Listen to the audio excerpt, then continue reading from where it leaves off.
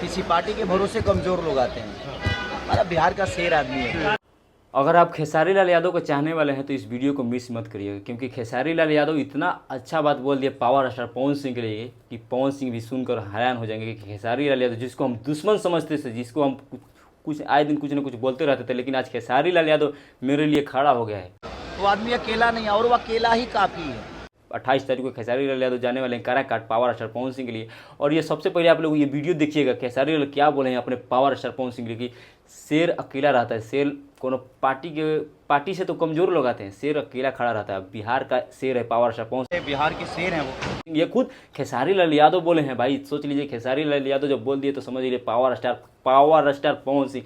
और power star Pawan Singh की rally में कितना लोग जाने, भोजपुरी के लग रहा है सारा कलाकार उठ के चला गया, भोजपुरी इंडस्ट्री सारा उठ कर काराकाट में स्थापित होने लगा है।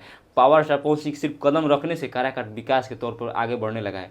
पावर स्टार पवन सिंह की रैली में खेसारी लाल जा रहे हैं, टुनटुन लाल यादव जा रहे हैं। और भोजपुरी के किन किन कलाकारों को मैं नाम धरूँ, सब कलाकार जा रहे हैं, लेकिन सब यही सोच रहे थे कि trending star Khesari Lal Yadav power star Pawan Singh के इलेक्शन में जाएंगे।